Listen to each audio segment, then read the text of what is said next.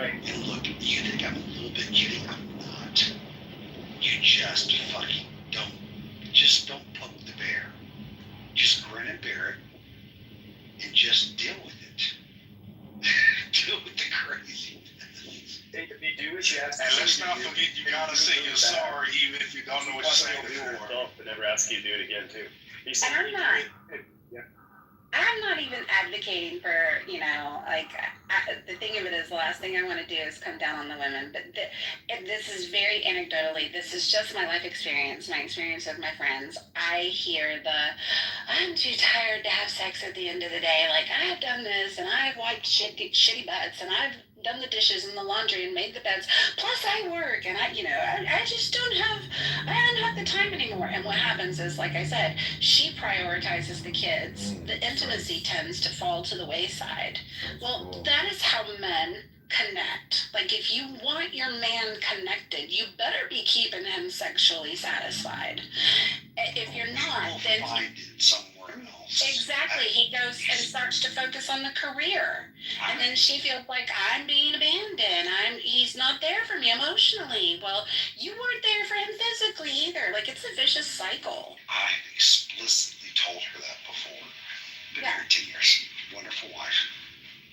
But there's been times in my I said, if this doesn't happen, I will go find it I will go find this from somebody. And I'm not God's gift to women, but I'm working in an industry that's not hard to go find. You have to seek it. It's not difficult when you find it. I will go find it if I have to. And I knew it was getting, and I'm a big, strong Christian man, because I'm not strong enough not to go find it. I'm not newly strong enough. So, Well, and in the day and age of social media, it's really easy for anybody to find it anywhere. Like, do you know how many people you have sliding in your DMs all the friggin' time? Like, people have all of these doors wide ass open to be approached. Whether you want to be approached or you don't want to be approached, that it's really very indiscriminate. And don't even get me started on that bandwagon. But sorry, I think I'm just word vomiting. Well, generally speaking, you're right. It's just like, man, I can't. I'm 50. I'm too old to fucking fight anymore. If we fight, just like, I don't ever go to bed mad. Just don't ever go to bed. I mean, point is, no, really, just like, I just don't have fucking time. About once a year I do, maybe twice a year. I'm time to really get into a 4-day, I don't want to talk to you argument, but I'm just too tired, I'm too old. I mean, I've got a 2-year-old, 14-year-old, and a 19-year-old.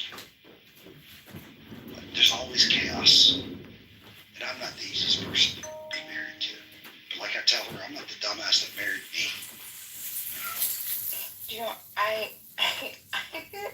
This is really funny, and this may not help anybody. It may help somebody.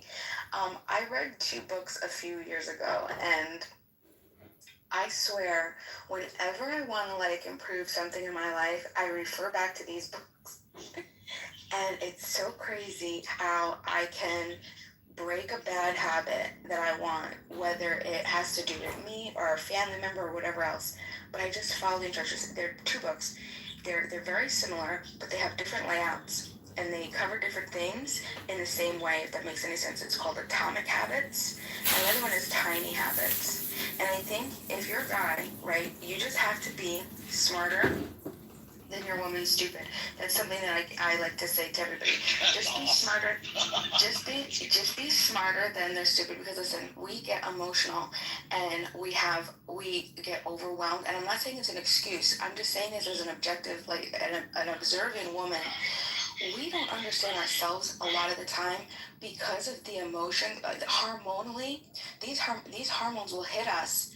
And we're feeling this dread or this anxiety or this despair even before, there might not be any change. And then we realize, oh my gosh, it's time. It's that time of month. It's a period. But even when you're aware and you know that you're in that realm or in that theme, you don't know how to fix it, right? You can try to balance, you could do supplements, you could do methylation, and that's all fun, and that might help, right? And exercise and all that stuff. And I would encourage all of that, right? But a lot of the times you don't, it's just what it is. And then you're gonna have to go through menopause, you're gonna have to go through a lot of stuff. So back to the point.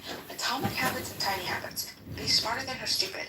If like you guys have kids, go through these habits and find they're very specific. It says make the bad habits harder to get to, make the things that you want to change easier, just make them very salient, very easy to access. And so you just like, you got to think and you got to work around stuff. So if it's like dinner time, make it a point to, okay, clean up dinner, help get the kids on the night that you're wanting, right? Get the kids ready for bed. Don't ask, don't wait, just do it. Get everything all cleaned up. The bed, make sure, I know this is funny, but I know that this is for a lot of women. It's stressful when the bed isn't made nice. It's just like, you just make sure the bed's like, just reset a little bit, get the pillows ready. Okay. We're gonna mess it up at the end of the night. No, you're not. I'm telling you, you're not. It's just I gonna don't be. get it. You just have to follow. You have to do your checklist, but it's gonna be specific to you. Go through the atomic habits and tiny habits, and because it might be something different. It might be a different time. It might be like a morning thing where you're gonna have to like connect with her in the morning really early. Wake up, make sure that you like make her a cup of coffee or make her smoothie or do something that's gonna women, because also the hormones, because they work against us, they also work for us. You could turn, I'm telling you, you could turn a monster into a little baby that's jumping the D in a second. Like if you just do the right thing, like you gotta press those right buttons. So you just make us, and we're nurturers and we're lovers. So you show us that cute little thing that, oh my gosh, that's so romantic.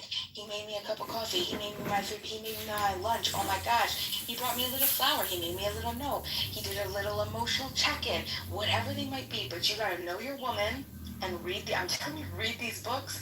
If they're like little micro, like flirty micro moments or a scheduled touch point, like every week you like set aside a certain amount of time just for like the two of you, do whatever it might be. No phones, make it really simple, but you gotta know her, you know what I'm saying? That's it. I ask my wife here every morning, literally almost every morning. This is what I'm gonna do. Does it now? I go, sweetheart, you want my dick for breakfast? See, like maybe if you're not getting it, just hear me out. Just hear me out. I say that. If you're not getting it, that might not though be the thing. That might not be her thing. That might be your thing, but that's not turning the thing. I know, I do it. She knows that's just my personality. She is continuously. She's not yet once said yes, by the way. But one day she will. But she just wow. See the thing, you don't want her, Matt. You don't want her to like roll her eyes like, oh my god, or laugh. You don't want it to be funny. You want her to be like, oh my god, like yes, come over here. You know what I'm saying? Well, yeah, I get it. That's my personality. She gets it this way. I mean, Well, yeah, there is no one size fits all for relationships. You figure each other out. Like 30 years was not enough. I still didn't have everything figured out with him, but we sure learned a lot along the way. And I think more than anything, like being able to communicate with each other, just kind of knowing who you are. It's like you said, Matt, it's not my thing, and she knows it's not my thing. And my husband was the same way. Like he very rarely had like a quote unquote romantic bone in his body, but it was in all of the little tiny things that he did that just got me going.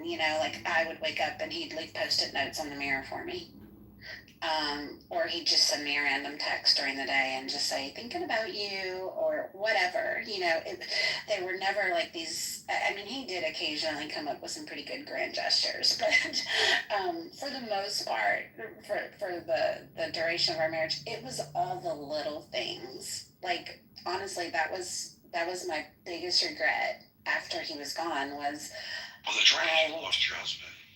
Yeah, I looked back and I thought to myself, I didn't do enough of the little things. That day never went by where I didn't know that he loved me.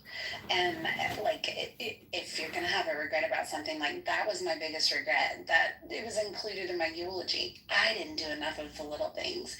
He loved hard in all of the ways that mattered. and they weren't magnanimous. How many years ago did you lose your husband? It's been 4 years. I produced a show in Nashville. He's a big songwriter in Nashville. A show we produced. Funny, it's about mental health, but with the focus of grief. Mm-hmm. Brad, the host, he wrote, I don't know if you're a big country music fan, he's written a bunch of number ones. Wrote Red Solo Cup for Toby Keith. Knows everybody in town. We had guests from Shell Road, a bunch of people, some non people. It was good. I'll put in text. This is about grief, and Brad lost his son 5 years ago to fentanyl. So we've hosted big songwriters that lost spouses, wives, or husbands lost spouses. Yep. And it's fascinating to hear these men and women. About a fourth of these guests are really intense grief episodes. And it's amazing to listen to these people, how strong they are. Just a few years or even decades of how strong they are when it comes to the grief aspect of things. Especially losing a child. And it's just like, man, they're strong people. And it's just fascinating. It's therapeutic. I'll post it in the chat. Yeah, do, because it's, unfortunately, and this is not me whining. This is not a sympathy play. Because you know what, for the most part, I've led a very charmed life. I had an idealistic childhood, wonderful parents who are still living. But grief is not something that my family's been spared from. My sister lost her husband and both of her children in a car accident 20 years ago. And, her baby, her little girl was only 8 months old. Her little boy was 3. And,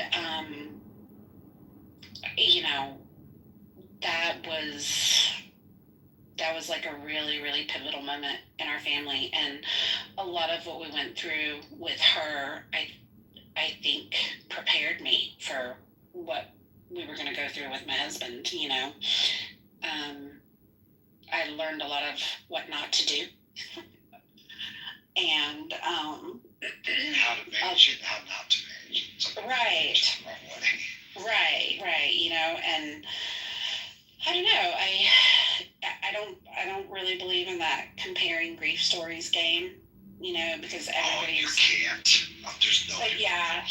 Everybody's story is. Yeah, it's different. Everybody's story is different, and tragedy is tragedy. It doesn't matter the magnitude of the loss. It impacts people very, very differently. So I think it's a very dangerous game to play. Well, I suffered this, and I suffered that. But my sister, she went on to have an amazing testimony. She went on to help families that lost children. Cindy, do me a favor, please. And I really did. I posted that in the chat.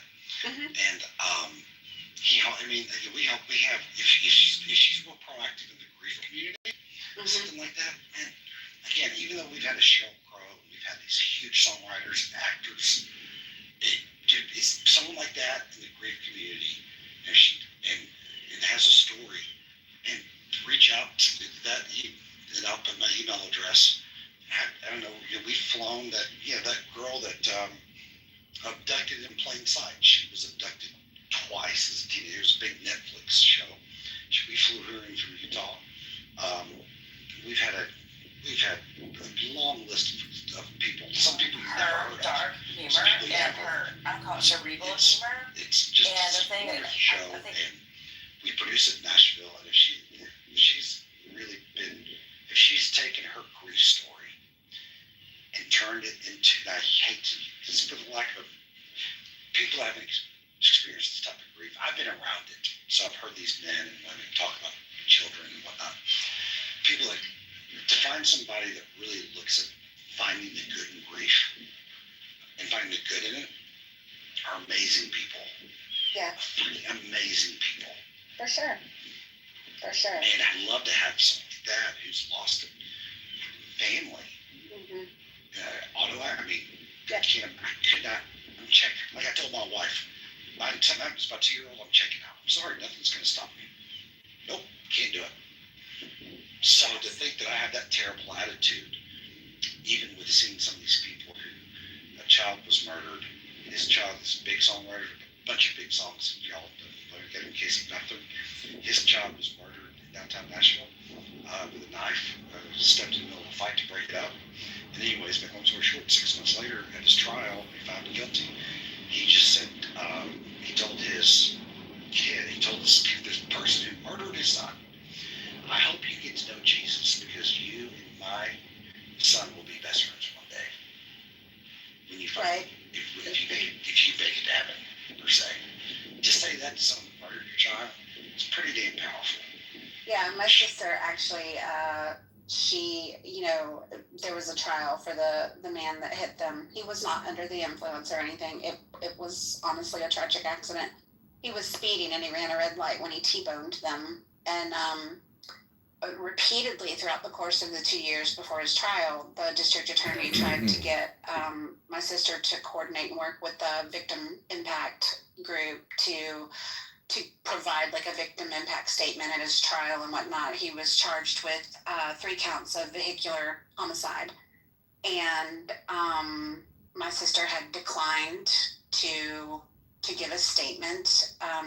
She had tried pervasively through that 2 years to get people she had purchased a Bible for him. She had heard throughout town that he'd had a hard time, coping mentally with the accident and what had happened. And she tried many times to get people to provide a Bible to him, where she had written just a short little note inside the Bible, and nobody would pass it along for her. So she went to the trial, and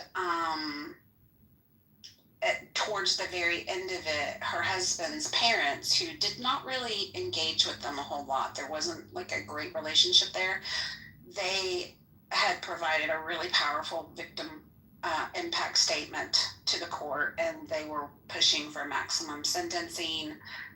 And my sister tapped on the DA's shoulder and asked if she could go ahead and give a statement in the courtroom.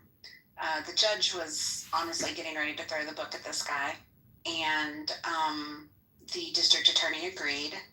And so she was finally able to get up and walk over there and hand him the Bible that she had purchased for him almost 2 years earlier. And she got up on the stand and she basically told the court that there was nothing that they were going to do punitively to change the reality that this person woke up to every day. And she wanted to let him know that ultimately she knew that God was in charge of their destinies, that their days had been numbered from their birth, and that it was a tragic accident, and that she didn't hold him responsible. And the judge asked her, what would you recommend? And my sister said, well, he was speeding, and I mean, They talked about their faith, but most, they're mental. yeah. Politics aside, Cheryl Crow was a badass. God, she was fucking great. But I bit my tongue when she, afterwards, we hung around for a few hours, shoot the shit, me, her, and Brad and Michelle. I bit my tongue when she went to her political spill. Yeah, Cheryl Crow, I Will Remember You was She had sung at a lot of our dedications. She had some interesting things to say. She was started, her career began with Michael Jackson. She was Michael Jackson's backup singer back in the 80s. And she mentioned some, it was just, later in life, in their 90s, she put two together. She's put that away. Yeah. Hey, Derisive. Hey, how are you, Serendipity? I'm good. How are you? Pretty good. Just trying to have a chill day. Yeah. My work week was pretty brutal, and I woke up with a headache, but it's relenting now, and I'm just gonna take it easy. How about yourself? Doing pretty good. It's Saturday, so I'm happy. Yes. I like those weekends. You should join in the muff, Derisive. I just did. I just clicked the button to do it. Good deal. I'll let you go. Go ahead. No, go ahead, Matt. I was going to go with this before I run. There's one guest coming up. It is by the end of September. And he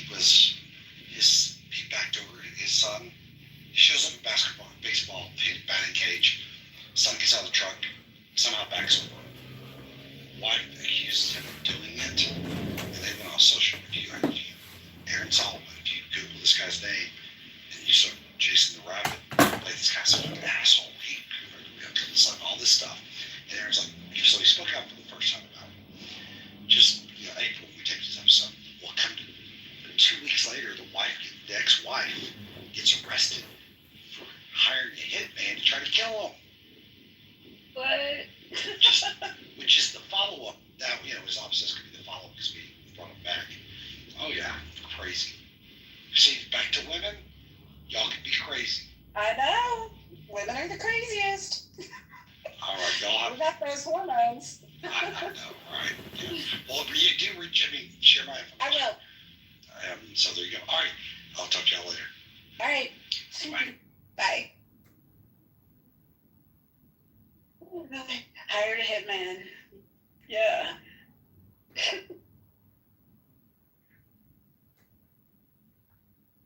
Good luck, Darius, in trying to find some chill rooms on Clubhouse today. Yeah, I just, well, I've been saying that I realize now that Clubhouse is sort of like a casino in the sense that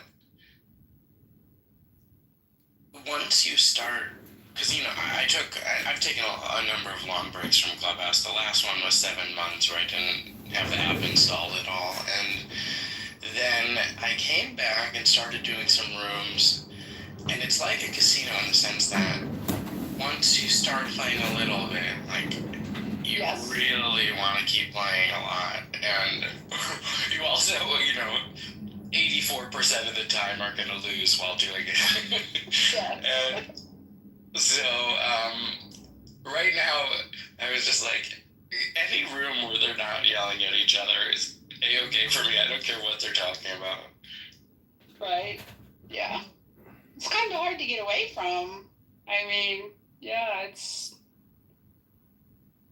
People are crazy. Yeah, but I think today they're actually going to solve what's going on in Israel and Palestine. They're really close. Yeah. You think so? Yeah, just, it's like the last 45-minute stretch on Clubhouse, and then they'll have come to a meeting of the minds on that issue. Yeah. Now, if we could only get all the personal drama to resolve itself. Yeah. Yeah. Have you seen Ewan lately? Yeah. He was in here a little while ago. He's back into his top tier trolling game. So Yes, he is.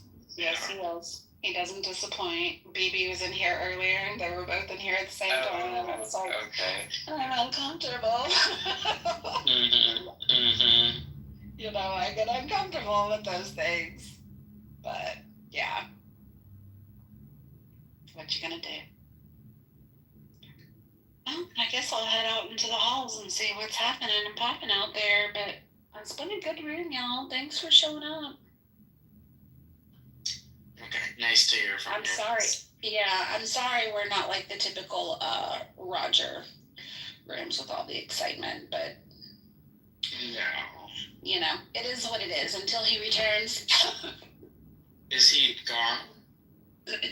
He is. He's deactivated right now. He's wrapping up vacation, and there's been some stuff going on in the app, so we're just holding down the fort with our little, boring real life topics. Is this his room? It is. This is his house, yeah. Oh. Yes. This is Sorry, his well, house. bite my tongue then. Okay. Okay. Okay. Bye, darling. Bye, hon. I'll talk to you later. Y'all be good. Just be safe out there on the Clubhouse streets. Are you leaving? I am. Okay. Yeah, I'm gonna go see what else is out there. Take care. Stay safe. Be well. Absolutely. It was great meeting you, Maddox. I hope you come around and join all the rooms. We love having you here. Thank you. And likewise, too. Like, for me, it's been amazing. Like, meeting you guys, hearing y'all, talking to y'all, texting y'all. It's been phenomenal. But catch up soon, yeah? Absolutely. Absolutely. I'm sure we'll have more rooms later. Cool. I'm probably going to be there for it later, even, yeah? But All right. I joined the group, so I'm going to get a notification if there's any rooms. You will. Yep. So, Yep. Until then, Perfect. All right. sayonara. Bye, y'all. Ciao for now. I don't know why you're coming back. You're the one that is saying you want to hold somebody's mental health.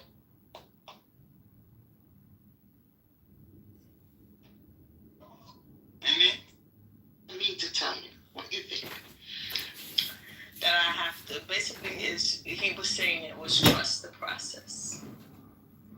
It's a process, and it's one that I just have to take. I think I have to remove my hands off of it and just trust the process. And that's good. Remember, he gives perspective by my men. This is the look at this here. So go ahead and repeat that. So black men don't like black women because what?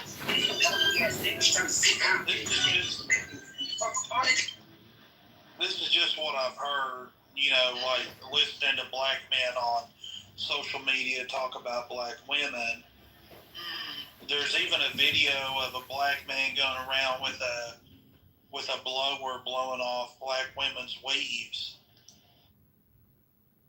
You know, white women don't like black men. I'm just saying, I know that black men criticize black women for their masculinity. Is that not true? That like that's the stuff they're like black women are too masculine. around, certified little boys, certified pedophiles.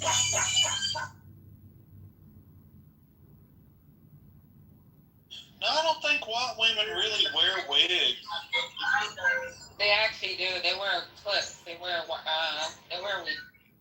I've never known a white girl in my life to wear That's wigs. I probably mean, I'm sure some of them maybe do. you're from Broke Nation. A lot of white girls are. A lot The of white white girls girls wear that I wigs. went to school with did not wear wigs. I've never seen a white woman Where'd you go wear to a wig. school? But black women, about 95 to 99% of them I think wear wigs.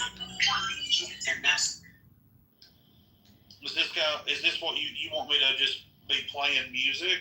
Like, what's this dude doing? You said you ain't like that. What I'm asking you, you're not answering my question. Do you want me to play music?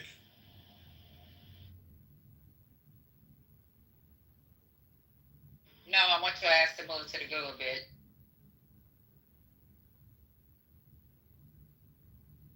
The fuck is going on here? And they ain't gotta be registered. In case some nigga who watch. I mean, you niggas like under the line.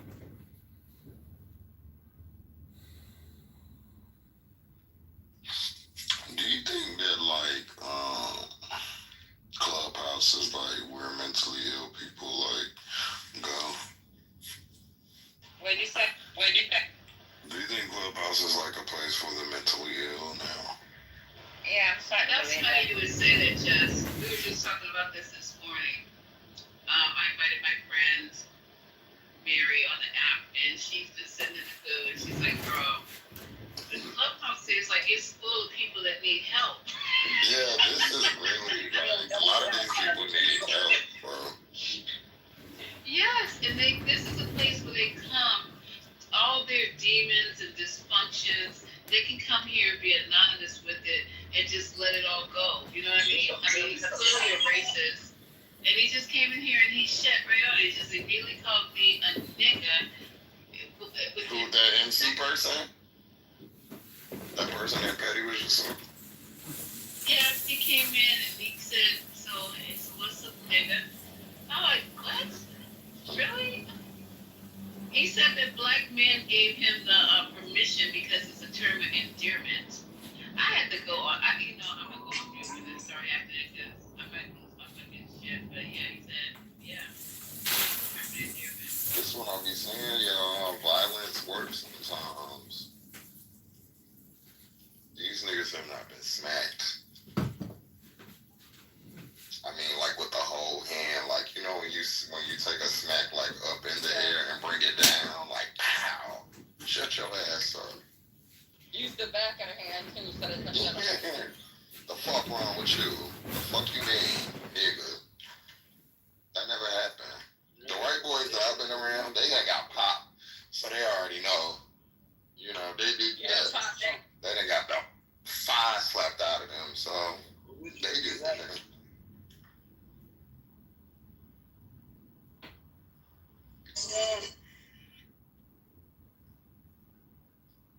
Okay, let me look up some stuff. How my bell? The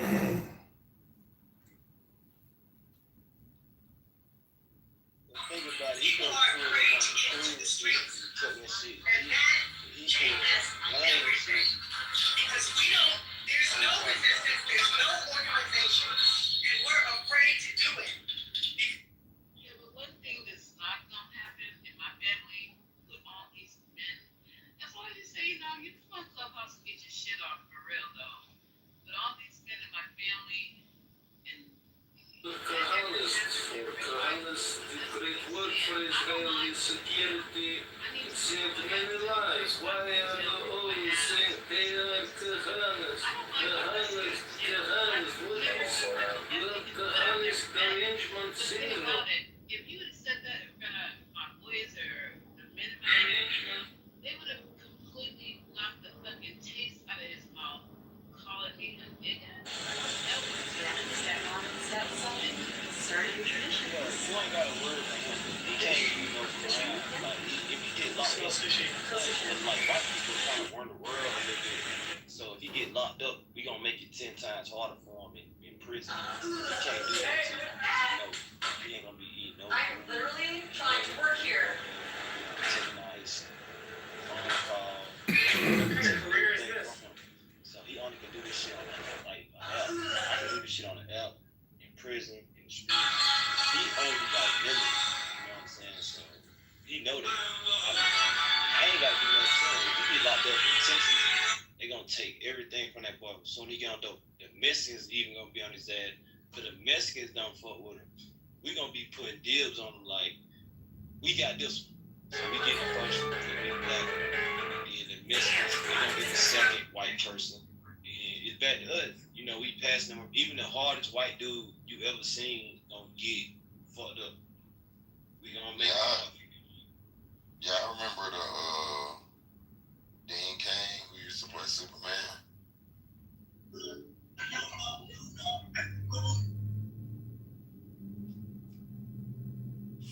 Y'all don't remember him? Talking about the guy who's now going to be part of Are you us. talking about the Yeah, he gonna be an ICE agent. yeah. He already started. He was talking about some arrest that he made the other day. There's a video, a clip up there of it already. If I'm a Mexican and Dean Cain run up on me, I'm whooping him. I'm gonna make my name that day. I might go to jail, but I'm whooping Dean Cain ass. And I'm record this. Because I'm finna fuck this guy.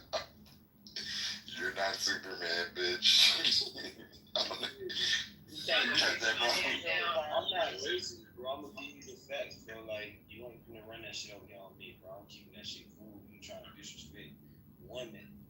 First off, that's already a no-go. And then that's kind of disrespecting me, because I'm here. Like, nigga, cut that shit out, cracker. Like, I ain't even trying to call you no cracker, but you playing the wrong game. Like, ain't nobody trying to do that lame shit. We heard that shit too many times. Cut it off. I said work must be slow if you gotta sign up to be an ICE agent.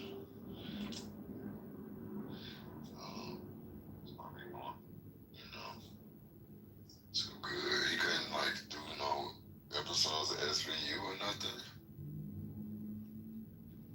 Work is slow, you know. You need to.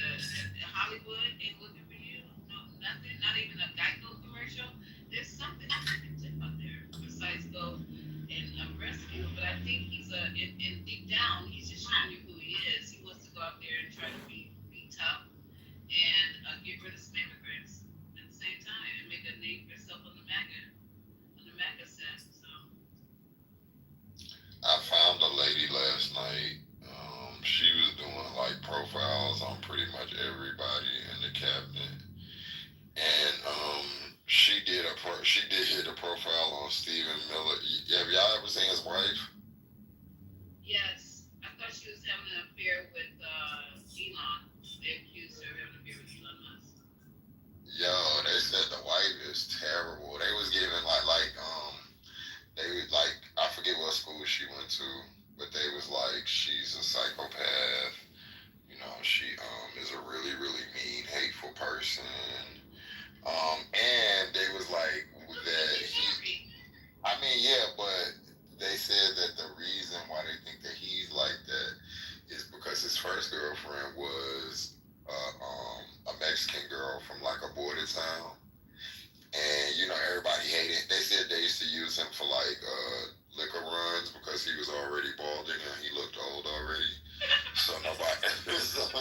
on nobody.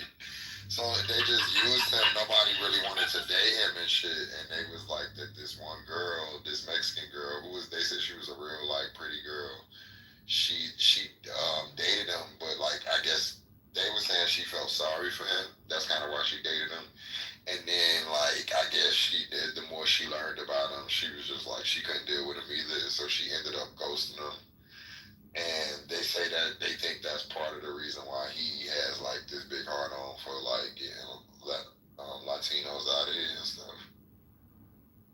And then he got with her, but what the reason why I brought that up was because she doesn't look white. She looks like she's like really dark and has dark hair, very swarthy. So I think he likes like Hispanic women. That's what I got from that.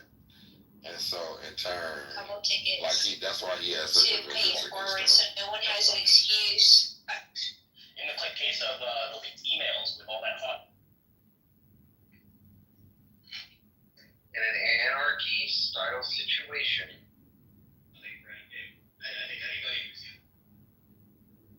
Yeah, they were saying the wife is really hateful. Like everybody that went to school with her, they was like giving like the accounts of her, and they was just like she's really, really looks like a terrible person.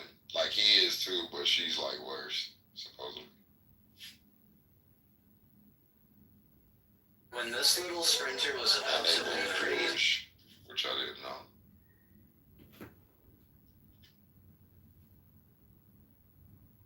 Couple tickets. Couple ticket. Oh, and then he did one on Mark Rubio. Did y'all know that Mark Rubio stepbrother used to be like a Miami drug lord?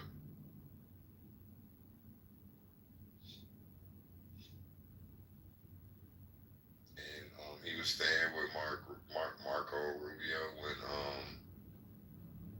when the feds caught him and they kicked down his door. And then he sent a special letter to the government to get him a license. All these, like everybody's corrupt, but these motherfuckers.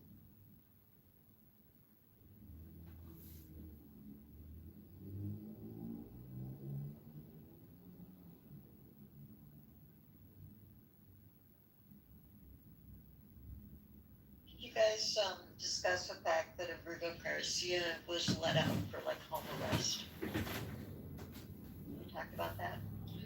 Not this morning, but we talked about it yesterday. You know what, y'all, he needs to get his passport. Did they get back his passport? He needs to go. Wait, hold on, dude. I don't know I'm smacking up, but Abrego needs to move. If they gave him back his passport, he needs to go to Canada because they are not going to let him live. So. No, they're looking to deport him. I don't remember which one I read this morning. So he can't go to Canada? Yeah, I love how America does this, how there's always a big They dollars. can't touch him. I'm just saying he needs to leave. Yeah. Because they're going to try to deport him ASAP is what the reports keep saying. But if he's on home arrest, then he's walking around with a thing around his ankle. I don't think he's going to be able to pack bags. He's on house arrest. Okay, I'm sorry. You're right. Yeah. Okay. And so they're threatening now to deport him in 3 days to some other horrible place. I yeah. don't know.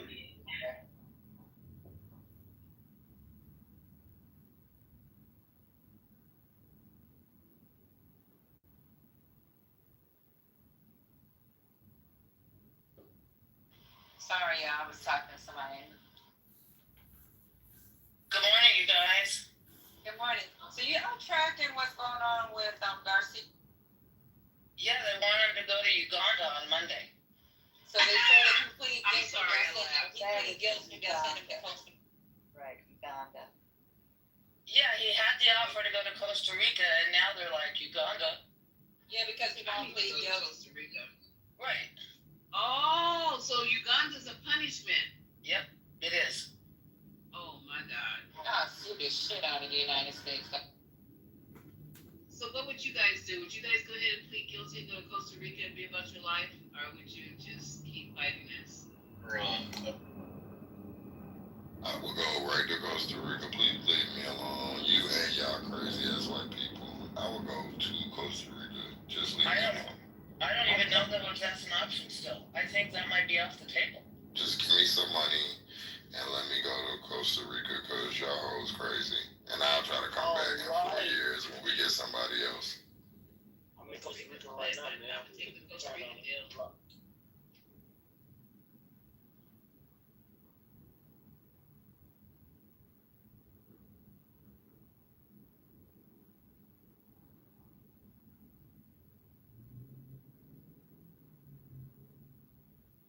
Can he take his family with him to Uganda, or it's just him being deported into some unknown hellhole prison?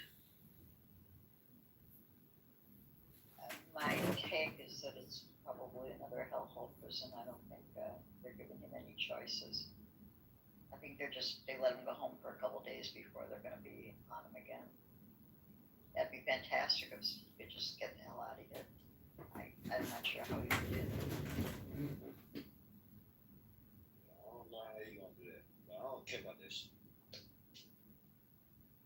Do you care about this shit? It's just interesting to track in case something happens, you know? So we know how to move. I mean, Why don't you care? I mean, that's what he doing, right? But You mean what you're saying is that you don't care? as long as he's safe and in good hands and believing in what he needs to believe in, I'm cool with it. I think he's doing it right.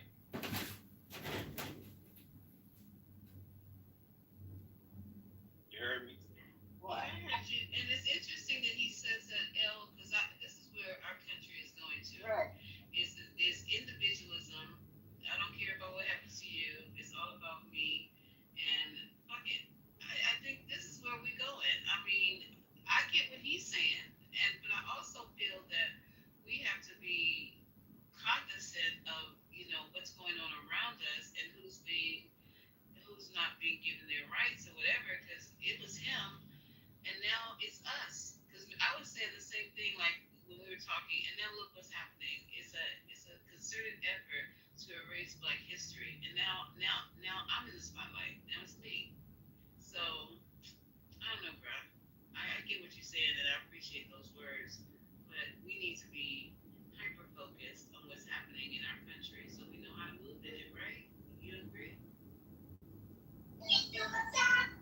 Hey, I was looking up y'all room and there was somebody else trying to steal y'all name. Like, I tried to find, publicly correct. And it was somebody else with the same name trying to steal y'all swag. Politically, not publicly, it's politically correct. Yeah, politically correct. I mean, I'm not, trying not to learn. I can learn from you. You smart and stuff like that. I mean, like, it's sometimes like when you not in like the nurse room, you might not know what adversary is. You might not know certain words that you be in the room, so it's cool. But like, I don't be in like the government, like White House and stuff, so I might not look up them words. I might look up a different word. I can tell you about modest. You know what modest mean? Yes, sir, I do. So it's Yes. like, Are you modest? Are you modest? yeah, that's my favorite word. Oh wow. What's your favorite word? Politically? Empathy. Empathy is my favorite word. Okay, so like, what that mean? That means that I care about others and I'm selfless and I give more than I take. So I'm empathetic. If something happens to you, I'm in care of you. I'm in concern for you. I want to help you. You know what I mean? That's empathetic. It's being Okay, empathetic. I think you broke the word down pretty good. That's good. I believe. How old are you? You sound like my son. Say Are what? you in your 20s? Are you in your 20s? Yeah. Yes. That's interesting. I'm in my higher I 20s. wanted to I'm not in my lower 20s.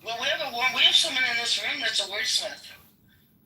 Yeah, you should come back one day when she's in here because she's really good at breaking words down. Who you talking about?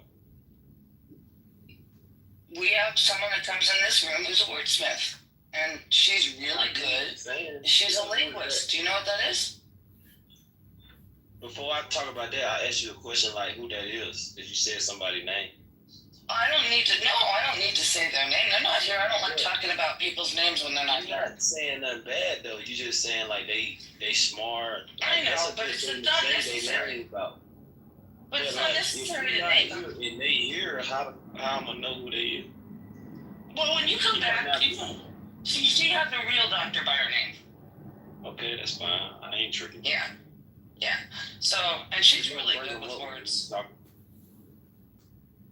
I'm just letting you know. I mean, she's really good if you want to learn. Yeah, I know somebody that help you out and do all that, but I ain't gonna tell you their name because they. Where do you live? Are you in the south or the west or the east? Where are you located? You don't have to tell your exact location, but are you the south? Are you the east? Are you the northwest? Where do you live?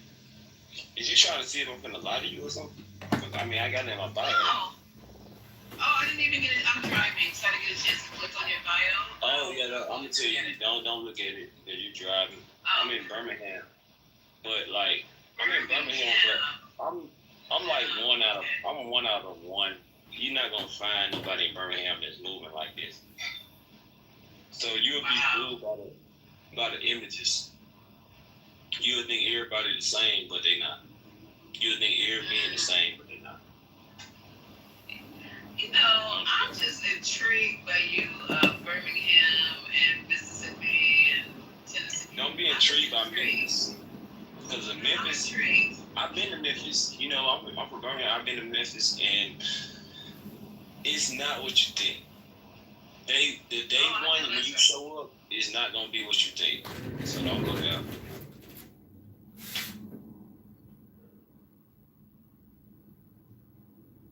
You know, I'm a handsome dude, so I tell you, like, that's, you know, they got like HIV stuff going on and stuff. Like, don't go there. You might start liking somebody out there and they ass and be on some other shit. I'm just helping you out, like, just chill. Like, be on Clubhouse, relax, cool. At least you ain't out there getting caught up in no dumb stuff. Like, that's what they do. Y'all should see my face. I mean, we really have to get on the point where we can just be streaming. Yeah, I don't think I wasn't going out there to find a mate or anything like that, but it's just interesting. Hopefully.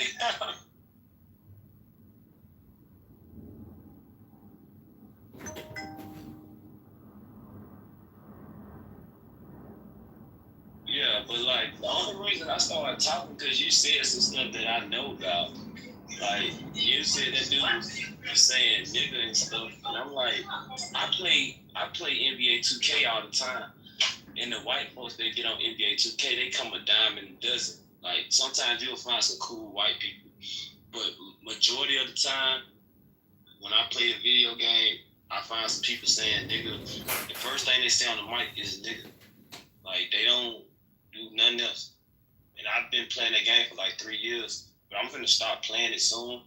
And I get some other shit going, but I be talking shit to them. But the black people on the game, they help the white person. And I just be outcast as fuck. And I just talk shit to all they ass. Like I be 4v1 in their ass. They be quitting the game because I be talking so much shit. But like I'm on Clubhouse and shit. What are we talking about? I'm putting you on game. That's what we talking about. Like you don't play 2K. Like this is just a learning thing, so you won't have to go through it. Yeah, if you was to cut on the game and play it, then you will see it. But if you don't want to cut on the game and play it, you ain't got to see it. You can just be like, okay, this is what he said, so this is what it is, and I already know what's gonna happen if I cut that shit on. So if you cut it on, you be like, oh, I know how to move already. You can't even play me. But if you sit up in this bitch and act like a nigga ain't saying nothing, you cut that shit on, and that shit start happening, you gonna be like, damn, you calling me a nigga? You know what I'm saying? You're gonna be in that situation. And and then there gonna be another nigga that have to come through trying to talk shit for you, or you gonna be talking shit, but you a woman, so it ain't gonna hit the same. They just gonna use that shit as like they're gonna use that shit because it's mostly dudes on that game. That's all I'm saying. Oh, the male nigga. I know this nigga.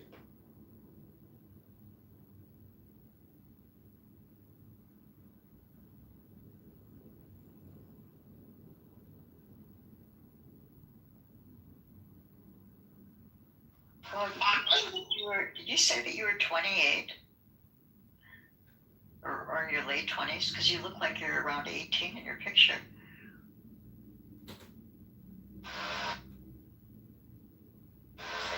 Okay, I did want to play this clip real quick. What they've learned about the transcript. You miss her?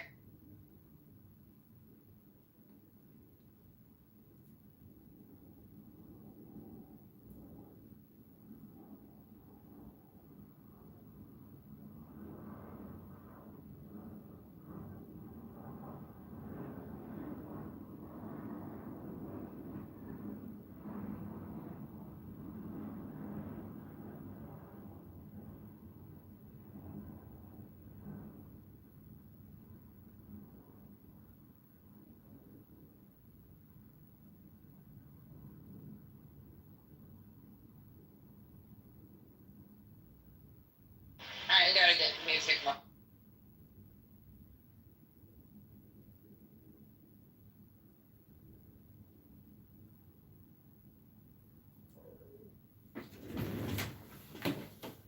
Okay, I didn't get a chance to listen, but we do have a bunch of transcripts that the audios, and I'm not gonna be able to play them till later. Or we can play them at least this one, but they got them at the Department of Justice. Obviously, not the Department of Justice, but the DOJ website. Let me go ahead and play what NBC News has as far as what they've heard and what they learned. Ghislaine Maxwell, in her own words, describing her interactions with President Trump decades ago. Yeah, I fuck with Trump. That boy savage. She also says she does not believe former President Clinton did anything inappropriate either, while interacting with Jeffrey Epstein, who would later become a convicted sex offender. Over 2 days last month, Maxwell spoke with Deputy Attorney General Todd Blanche, who was once one of President Trump's personal lawyers. Are you going to be with us today? Or really just not promising to do anything? The White House has been facing mounting pressure to release more information about the investigation into Epstein, who the Justice Department concluded died by suicide while awaiting trial in 2019. Conspiracy theories have swirled that he was murdered to cover up a client list. Did you know of the existence of any such list? Maxwell was asked about what she thinks happened. Still, she insists that Epstein likely would not have been targeted by someone outside the prison. If it is indeed murder, it was an intense situation. Maxwell serving 20 years as Epstein's co-conspirator in the sex trafficking of young women, though her attorney says she's innocent. Also today, the Justice Department turned over the first batch of its Epstein files to Congress in response to a subpoena. I'm in support of keeping it open. Innocent people shouldn't be hurt, but I'm in support of keeping it totally open. I couldn't care less. You know, like people that could be mentioned in this files that don't deserve to be. Some people, because you know everybody involved. Gabe Gutierrez joins us now from the White House. Gabe, could Ghislaine Maxwell be pardoned here? Gotti, several survivors of Epstein's crimes and their families are vehemently against that. But today, Maxwell's attorney argued that his wife was a scapegoat after Epstein died in prison. The president recently said that he was allowed to pardon her, but no one had asked him. Gotti. Gabe Gutierrez of the White House. Gabe, thank you. That's it. Tonight, Lionel Menendez making his case for freedom to a California. Like, niggas watch YouTube. I think everybody here watch YouTube. Like, I don't know why you even playing it. That shit ain't. That's some regular shit. The niggas chilling and cut that shit on. Check that shit out. Did y'all hear me at all? Anything? No, we heard that damn fucking shit through the intercom.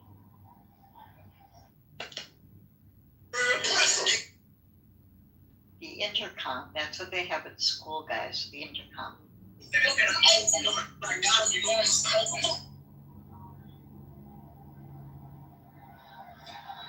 So y'all didn't hear the paper article? Newspaper. News article. Yeah, it was about gasoline. Yeah. He said he heard it through the intercom. That's why I thought it was funny, because that's where you hear it in high school. Yeah, he's a high school kid. So what do y'all think? Like, do you think that she doctored her answers so because she knows that she's under scrutiny right now, and this may be her chance of getting her? Absolutely, this is her get out of jail free card, her pardon. She's gonna lie and lie, of course. I think somebody last night in here said, or somewhere today, that there's going to be some press conference with the victims this week. And I don't know where that came from, that information. I'm going to try to find that, because that would be really interesting to hear. I'll see about it. And that's the problem, I mean, coming in there and lying is not going to do her any good with all these people still alive to go in there and tell their truth. It's just ridiculous. Do people think this shit out, or they just come up with a plan and think everybody else is going to lay down? If I know that I'm a liar, if I know that I've done so much damage to so many people who are still alive, and I'm literally going to try to pretend like it never happened, that I'm going to rewrite fucking history, I don't get that part. I really am absolutely stunned.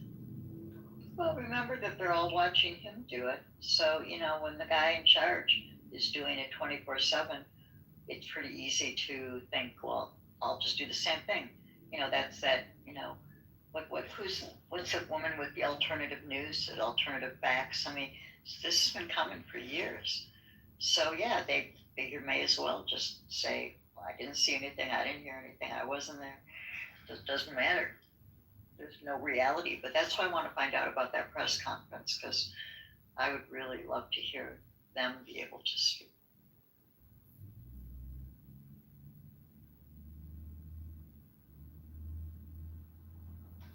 Yeah, just like Trump yesterday, it's all about lying.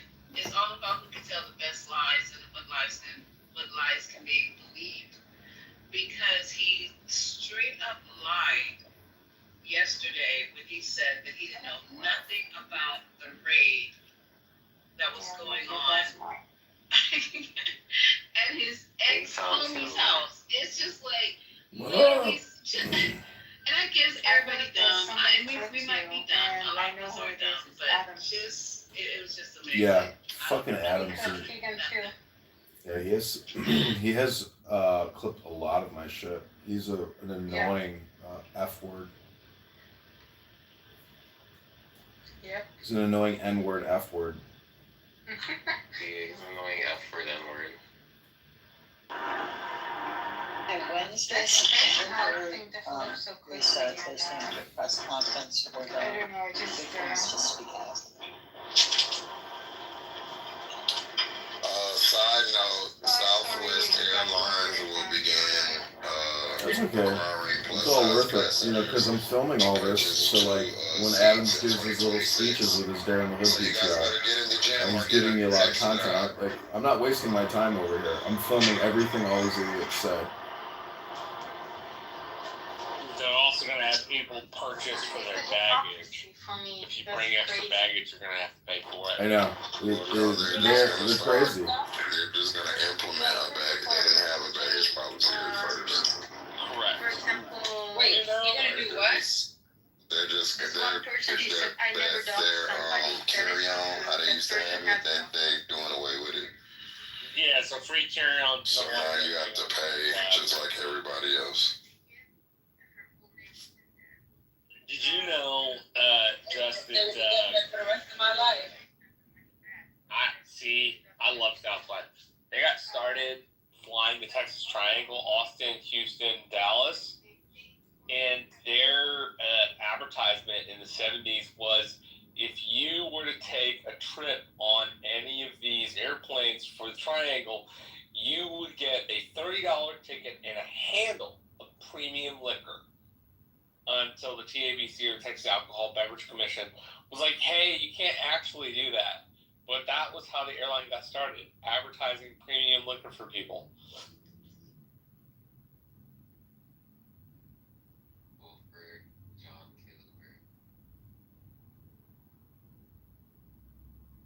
Dig deep into your pockets, Julian. So they really gonna get rid of Ivory. So you don't care about the fat people having about 2 seats, just fuck that, just the carry. You only give a fuck about the carry-on.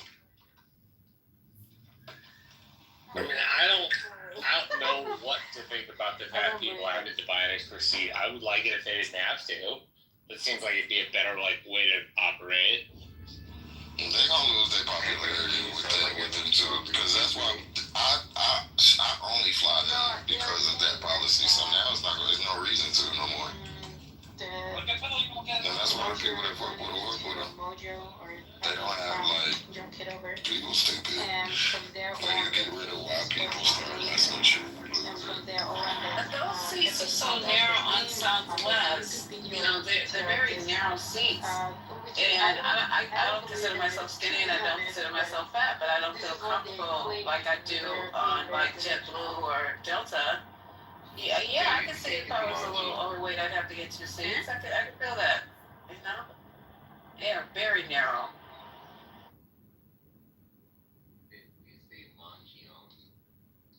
Are they being accused of being discriminatory by charging for the second seat if somebody's obese? What really upsets them all is when I do these fundraiser rooms and people are actually donating. It drives the haters crazy. And that certain airlines, other airlines also have a policy of making people purchase 2 seats. If you want to get I'm just not sure which ones. Yeah. Bitch, shut up. Like anybody cares who any loser is on this app, as if it matters. One person is trying to organize and bring some glory and But anyway, was your original some order story that to you're the gonna have to the to start clubhouse paying for streets, your, and it's just a ghetto. This is literally a ghetto. I didn't hear that part of it. Well, the original story was that overweight people were going to have to pay double the seats, and then I said they're also having to pay extra for their baggage. Like, you can bring on 1 free check-on, but after that, you're going to have to pay for it. I think that's the way it's been. You can only have 1 free bag you can carry with you, and anything checked has to be paid for. I mean, Yeah, from what I understand, it's a fairly standard part of the airline industry.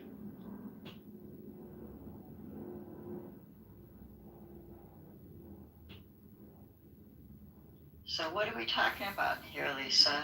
What's the news? What's going on? Y'all, I'm hanging out with y'all. I'm on a little extensive drive here, and I thought I'd come and hang out with y'all. Find out what's happening. When I went to sleep last night, it was all about this nonsense, basically dealing with what was going on down in D.C. My whole room just went left about it. So I'm hoping as of today, because he said today he was going into Chicago. That's what he said. So, you know, I guess he's done tap dancing and clowning in D.C. Now he's moving on to Chicago, and then next week he should be in New York. So that's what I got. So I got that there were 19 places he was going, and I actually saw the list of them. I should go back and look at it. Yeah, I think all this is performative. But I did go back, Elle, and find out that he arrested 790 something odd people, maybe double digits as far as finding illegal aliens. I played the arrest of this. I don't know where he was from, but he spoke Spanish, and it was heart-wrenching. It was very heart-wrenching. He was literally yelling for his life. It's horrible. And I'm on zero basis, like just somebody on the street. Just was in traffic in DC, like literally in traffic, and they walked up to his car. They eyeballed him because that's what you can do now. You can eyeball people, and decided that by looking at him, he was an illegal alien. So they went and pulled him out his car, and he was on the sidewalk. Well, they had him all pinned down. It wasn't nice. About 12 of them were on top of him, and he was literally crying for his life. He's like, I'm not a criminal. I work here. Just let me go home to my family. It was heart wrenching though. I was like, wow. And people like walking by, they look helpless, but yet still, nobody reached out to make sure that he was not going to die on that sidewalk with 12 people on his back. So I think we're getting immune to the violence. We're getting immune to the destructive behavior and the cops and everything. We're becoming immune to it. Don't you feel? Like now when we see cops beat the shit out of people, it's like a part of being of normality. It's not we immune to it. Just we not willing to take that. Like as much as I may feel for it, I'm not gonna jump out there. If they doing that to you, they definitely gonna do it to me. So, I mean, that's how it is.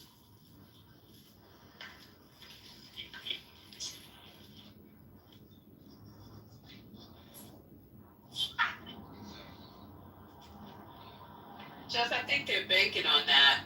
This is, it's human nature. I agree.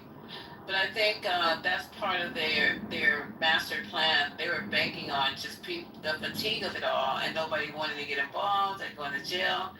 We just walk by it now. It's like I ain't get involved in that. I'm not, I don't want to be involved because I don't want to put myself. And I'm exactly that person right now too. Of course. Hey Lisa, I just dropped an Instagram reel in the chat. This is what's going on in LA, in Linwood. I know you're driving, so you can't see it, but I want you guys to watch it and listen. Listen to what these men are saying to people as they try to arrest them. I don't want to say any more than that. I want you guys to go out and listen to this. And I'm boots on the ground every morning, as you know, doing what I don't want to say what I'm doing. Anyway, just listen to this.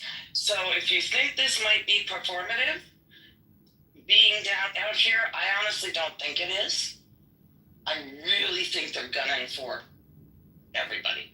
Anyway, that's it. Just listen to this Instagram. It's so disturbing. But when I say the performative, like he's doing this in the fashion by which the outcome I don't think is performative, but the manner by which this is being done, deploying troops, ICE and having people come and join as independent contractors, more like bounty hunters, all this kind of stuff. It's just it's extra. It's extra, and I think he's doing it to be performative to show the MAGA people how purportedly strong he is and how he's a leader and damn near on the level, on the edge of being a dictator. I think he is a dictator. People are like, this is like a dictator. No, it is dictation. What are we talking about right now? This is someplace I don't even recognize, El. I mean, never. This country, I don't recognize it anymore. I don't recognize anything about this country. Some of the worst case scenarios we've been laying out for months, they keep getting worse. The worst scenarios are not the worst scenarios anymore. They're all the way there. I think we're all the way there. I mean, we're beyond authoritarianism right now. We're like really closer to fascism. And I looked up what the difference was, and it said that one of the defining differences is when the military is used. Then it starts to really get close to all-out fascism. I mean, if he ends up putting troops in every city, it's over. Game over. I mean, I don't know what's left. I mean, you want to live in a city where there's, military vehicles and I go not going. He already kind of, he's a Republican, but he ain't going.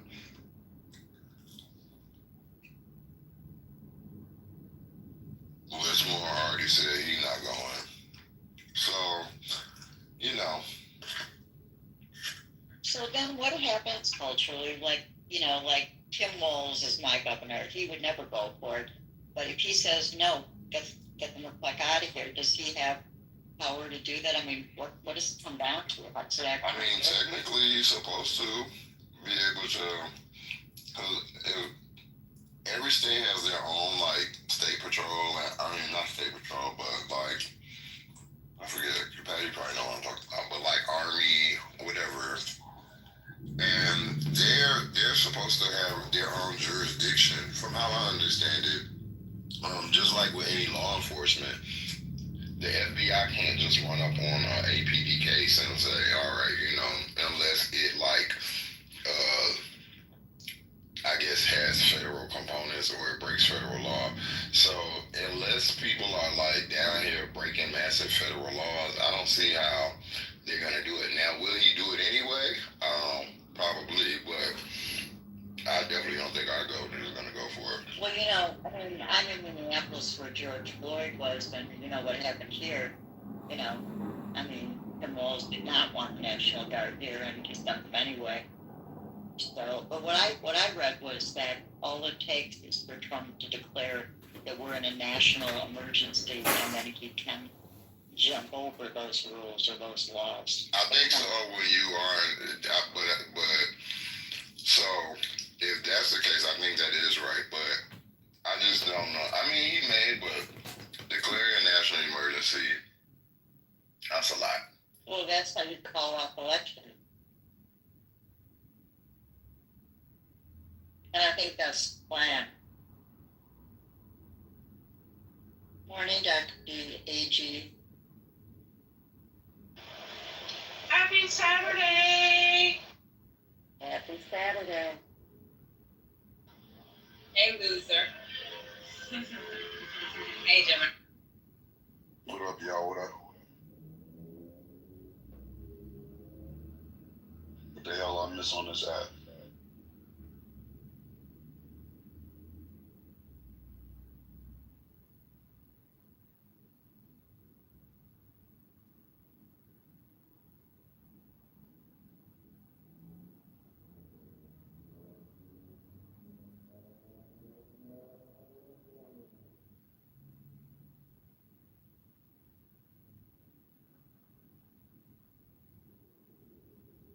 Well, I was just looking at the New York Times, and they have a front page article today that is entitled How Trump Used 10 Emergency Declarations to Justify Hundreds of Actions. So it says in the 7 months back in office, President Trump has declared 9 national emergencies, plus crime emergency in Washington. And those emergency declarations have been used to justify hundreds of actions, including immigration measures, sweeping tariffs, energy deregulations that would typically require congressional approval or lengthy regulatory review. So then there's a chart that shows every quote emergency declaration and the actions that flowed from each. And there's a whole chart here. I'm going to go ahead and can you mod me for a second, and I can just gift it up to the top of the room. Here's what Trump does. I don't know if you can.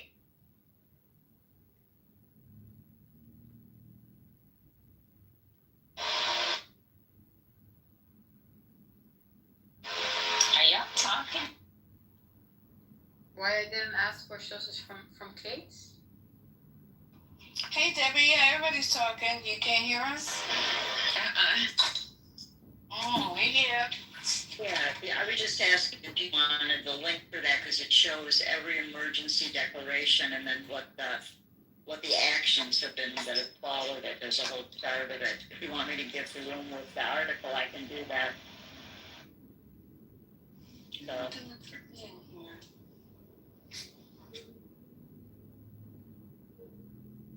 Have y'all figured out how to slow Trump's bitch ass down yet?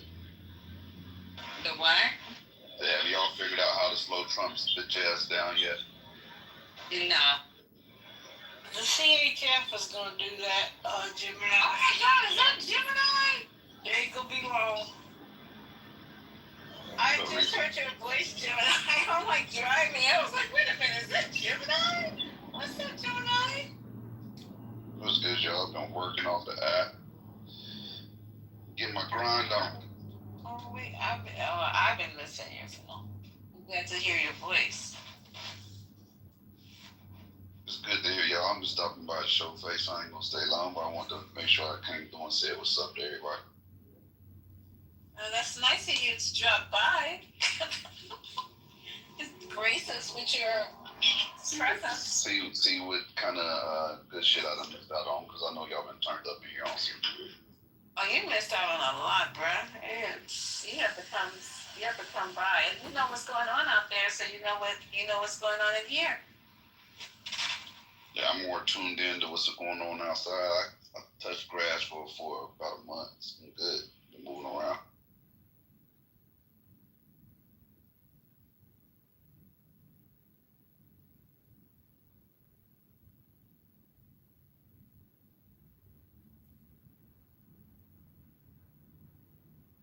Can I stream Aaron Parnas's morning report on the uptick now that's going on with military presence? Yes or no? Lisa? Culturally, anybody? Go ahead. Okay, that's what I was asking. All right, here you go. We have major news right now. We're about to see a major uptick in National Guard presence in 19 states across the country. More than 1,700 members of the National Guard are set to deploy mid-August through mid-November for a 3-month period. Here's what we know right now. The 19 states obtained by Fox News include Alabama, Arkansas, Florida, Georgia, Idaho, Indiana, Iowa, Louisiana, Nebraska, Nevada, New Mexico, Ohio, South Carolina, South Dakota, Tennessee, Texas, Utah, Virginia, Wyoming, and Texas is projected to have the largest National Guard presence in the state. Remember, this does not include what Donald Trump expects to do in Chicago and in New York, which may include the National Guard as well. So this is separate and apart. This is for immigration enforcement for crime-related issues in those states. Many of those states are red and Republican states. We now have more than 2,000 members of the military in Washington, D.C. About to have 1,700 more deployed in 19 states across the country. And get ready, Chicago, New York, because you're next. So spread the word. Y'all know this is a dry run for martial law, right?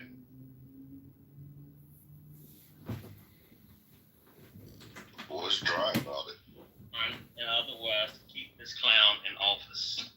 That's all this is. To see how you're going to react. That's not what COVID did. They wanted to see how you reacted when they said you can't go anywhere, you can't do this, you can't do that. And now they're putting martial presence. You have to understand the United States military is the most lethal force the world has ever seen. They are not designed to wound. They're not designed to police. They're not designed to give a fuck. They are designed to eliminate the threat, the end. And you put something like that and you unleash that on civilians. That's called martial law. Yeah, but they're also not designed to do that to the civilians too. So I think there's a point at which, the soldier or whatever has to make a decision. And I mean, that's yet to be seen, but I don't know that the United States Army is not Trump's Gestapo, and I think that there's enough, I would hope that there's enough people with integrity and just, that understand how American law works, that, they can't be sick on the people of this country. That's, what I think. And that's the key word you said, I hope. See, a soldier is just that. A soldier does follow orders. And when you replace generals who stood in Trump's way like he did, and when he fired them and replaced them with his puppets like he did, those soldiers are those individuals. There was a reason why there was an influx of people who joined the armed forces once he got into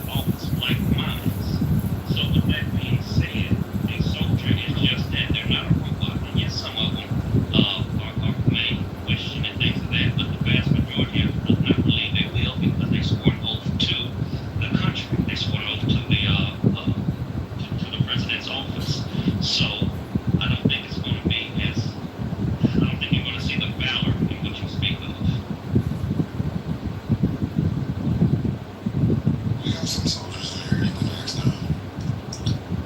Oh, absolutely. I've worked with a lot of them too. Just is right. It's not going to happen that way. It's not legal. It's not legal. Not just here. It's international law against it as well. Right? Like, it's not going to happen. If that were the case, they wouldn't be, if it's international, they wouldn't be bombing Ukraine, and they wouldn't be bombing Palestinian civilian targets like they do, or taking them out like they do, if it was international. They can do that under the guise of a military attack on military and civilian casualties. That's a lot different than direct confrontation. But that's not the U.S. military. The U.S. military is just funding that. They're not doing that. Just No, the point that I'm trying to make is, he said under the guise, and all it takes is somebody's word. Hey, they're doing this, and I saw it, and then you sit the military on, which is what they did, but they still bomb civilian targets. All it takes is for Trump to say, hey, this place over here is one of these states, one of those cities, one of those counties. They're forming a coup against the United States or whatever lie he may construct. That's all it takes. Again, it's just somebody's word in leadership. Hey, this is not a hospital. This is a training camp. Deal with children. Come on now. Jerry, do you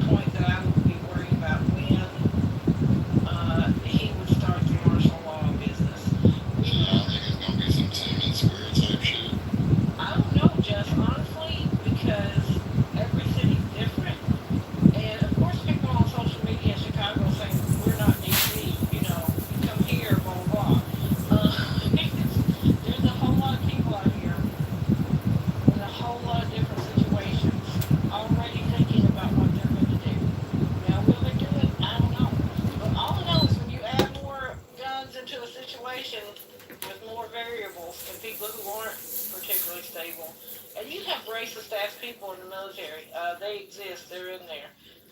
To me, it's just a mix, right? It's a volatile mix that may not turn out right. It may go very badly in some states. I have no doubt that it's not gonna go well. I just think that when I think of like the military turning against the public, that's what I think of as Tenement Square. And I just don't think. Yeah. I don't think that our military would like stand on post and shoot our civilians. I don't think so. Hopefully not. But you know, I do think some shit could go down. Absolutely. You remember when he held that Bible? Just a moment. When he held that Bible upside down, he had asked the generals, people with him, if they could shoot into the crowd and shit like that. And they did it with And they can do it with if they get it even with rubber bullets, okay? You don't know when somebody goes down what they've been hit with, right? Just like it just has the potential to go very, very wrong. Think about it. One thing we learned from the Avengers, one thing we learned from science fiction, the Avengers, when Vision said it, strength begets conflict. Your military is your strength. It's already a challenge. Strength begets conflict. Conflict begets death. It's only a matter of time before something goes wrong. And Miss April just said it. You know, they told them, hey, don't come here with that. We're not DC. That's already an open challenge. So you got to be careful with these type of things because it doesn't take nothing but one instance in time to set something tragic off. Jerry and April, I hear what y'all saying, and it's valid, right? Trump is 100% stress testing the system. He's 100% seeing how close to a dictatorship he can come to under our laws by tweaking and doing all kind of shady fuck shit like he likes to do. Like there's 100% accuracy in saying that. But I also think that the checks and balances, although they're working pretty fucking slow, are going to thwart anything that he's trying to do in that nature. Like, there's literally, the UCMJ says that we only have to, we being soldiers, I'm not one now, but I used to be, right? We only have to follow lawful orders. It's our duty not to follow a lawful order. Same for the Secretary of Defense, right? So when he starts going and trying to implement things that are completely against the Constitution, they legally are supposed to abide to the Constitution and say this is not a lawful order. We don't have to comply. Even though you have the authority to issue the orders, it has to be lawfully compliant with the Constitution. If it's not, we don't move. And if he's telling them that harm civilians, shoot civilians, so on and so forth, that goes against the Constitution. So I have a quick comment. Go ahead, ma'am. Go ahead. Thank you. I have a comment. Okay, so yeah, we know how it's supposed to be, but we have also seen how the people who Trump has appointed are not respectful of how it's supposed to be. And in the situation with the military in the streets, confronting the citizens, all it takes is one person. All it takes is one rogue person who accidentally shoots into the crowd. Like, it doesn't have to be a battalion. It doesn't have to be, I already turned right, thank you. It doesn't have to be, sorry, she's getting on my nerves. It doesn't have to be a whole unit that violates. It only takes one person for this to go very wrong. My issue is this, court, Trump has an issue. He goes and breaks the law and continues to break it while the lawyers sort it out in court. But he's doing what he wants to. Now, if there was a situation where he was saying, I want to do this, let's take it to court, stress test it against the law before I do it, that's a different story. This is one of the, how can I say it? This is one of the most overt expressions of, I'm going to wipe my left butt cheek with the Constitution and my right butt cheek with the Bill of Rights, and then you can go complain about it in court. And what we're going to do is we're going to legislate it. We're going to challenge it in court and string it out as long as we possibly can while we do what we want to do to the American citizens. And this is the problem that I find. I agree, but I'm gonna refer to my brother Gemini. He said he was in the military, so I'll show you difference because I don't know. My vision kept me out of the military. But with that being said, yes, you said there are laws that says that we cannot and we do not. But again, he's replacing individuals who are like-minded, generals, admirals, other individuals in leadership that are saying, go forward. And they're not abiding. Like my man said, they're testing the limits before even saying, hey, should we or could we? They just do. And it doesn't take but one moment in time, like I said, to start something out. But I do hope that our military would question before they did something like that. I just don't know. I see what you're saying, Jerry, and there's no pushback. He's definitely doing a lot of fuck shit and then just seeing how the cookie crumbles afterwards because he knows the system is rigged in his favor and he's rigging it even further in his very favor with the gerrymandering and everything else, right? I see what the fuck he's doing. Like, everybody sees what the fuck he's doing. I just don't believe that there's enough people in place that will go for it. I think there's still a line of resistance there that's going to keep him kept to a certain level. Like, he's getting his way in a lot of different formats. Like, I see it. But I just don't think he can completely become the dictator that he yearns to be. Like, I just don't think he can. He's too fucking stupid. Would that cause a civil war then? Because there are some people in the military that want to follow him blindly. Now that's actually what I don't know about a civil, like, all-out war. Well, I don't know, shit. I don't know how that shit. I mean, I wasn't there when that started, so it could have been like, just like this. But I do think you seeing people like even the like mildly racist. I think that some of them are coming to a point where they're like, all right, like it's gonna be, limits are about to be pushed, and even like what you see, the reason why I think that that's more likely is because like the shit with Elon Musk. What I can tell you is when two people with like that are very headstrong, that are powerful, both think they know it all, both got money, they ain't gonna get into it just one time and it's dead. It's not done until they have the blowout, and the blowout hasn't happened yet. So what's happening now is these like minor fallouts, and then we get back to cool, and then we fall out. Yeah, I mean, we know how that goes in our personal lives. That never is gonna come to a head. So that is where I think there's gonna be a major split or something, dynamic is gonna happen versus because even this stuff that's kind of happened before. They did it in Chicago. They've had stop and frisk. I think that I hope that our the people that will feel it the most, who will be black and brown people, are equipped to handle it and to hold their shit until it blows over.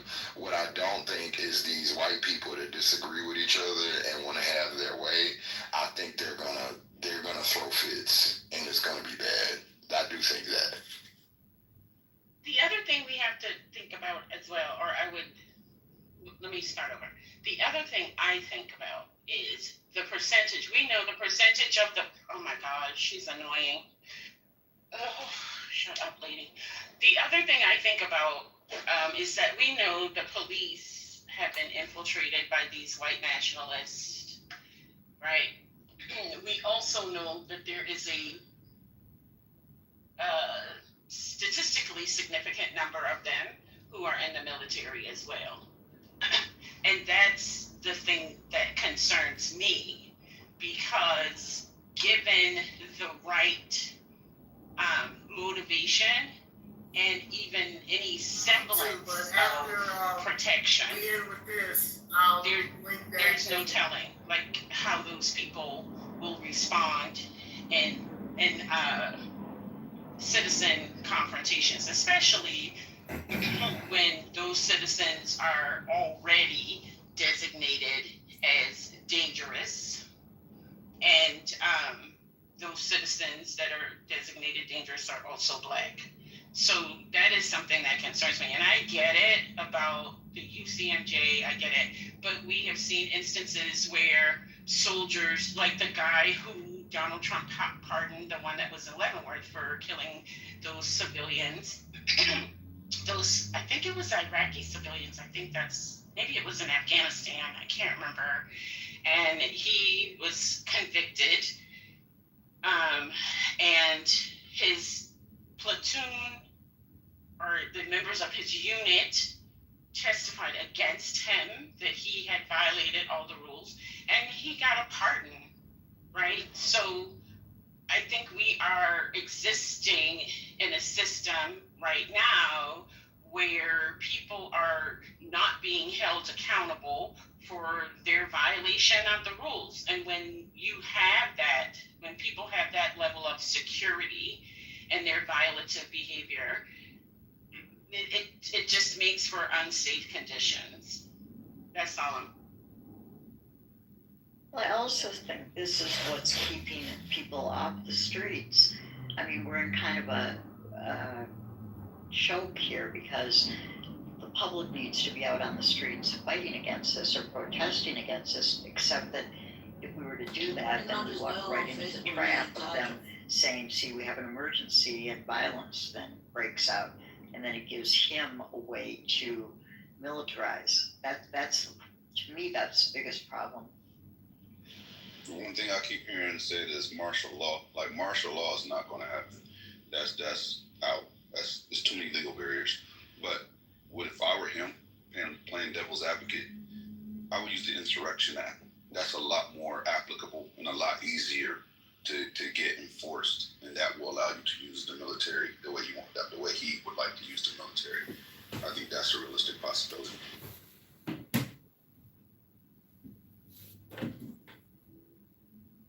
Meanwhile, have you all seen how his hand and wrist are all bandaged? Apparently his hands and wrists are... Whose hands and wrists are bandaged? They're Really? all, yeah, bruised and bandaged, and they're saying it's because of this vein issue that he has. I was just reading up about it. Insufficient. Sorry, go ahead. What did they say? Vein thrombosis is what I heard. Right. But I'm just trying to figure out, why are they bandaged? You guys, there should maybe any reason if you have thrombosis in your hands. Are they wrapped with ACE wrap? Because you guys, I'm trying to. Where have we seen his hands bandaged? When did that happen? That's what I'm trying to. He's had the makeup on them. I'm actually looking at it right now. You can see. Maybe compression. It's probably compression. Yeah. But they don't usually do that, you guys, for thrombosis in your head. Lisa, I don't know that. I just heard that. I that's not factually backed. I just heard it. The only reason I would think of a bandage is them having an infusion, and then when they take the needle out, they apply pressure, but I don't see him leaving it on so the press can see it. I'm not saying anybody's lying. I'm going to go look myself and see if I can see it. Parnas is reporting it, and you can see a picture, an actual picture of it if you want to hear what he has to say. Do you have a link? Yeah, Or I got it. Put it in your PTR. Not your PTR. Oh, the picture of his veins in your PTR. I can go into the reel and see if I can grab a screenshot of it if you want me to do that. Yeah, I think he's been getting IV medication because his hands have been bruised and have been using makeup over them, and he has venous insufficiency, whatever. No one has said thrombosis. That's a whole other situation, right? That's a whole other thing. You can't just throw that in there and call it that. I'm not making any sort of diagnosis. No. I know you're not. Yeah, I'm just listening to Aaron's report about it. And in the report, you can see it if you want to hear what he has to say. I don't think he would just come out and say something like that. Oh, Chad, I'm going to bring you up, Chad. I haven't been, I need to read that. I need to see. You want me to go ahead and play Yes. it? Elle, can you do the picture first?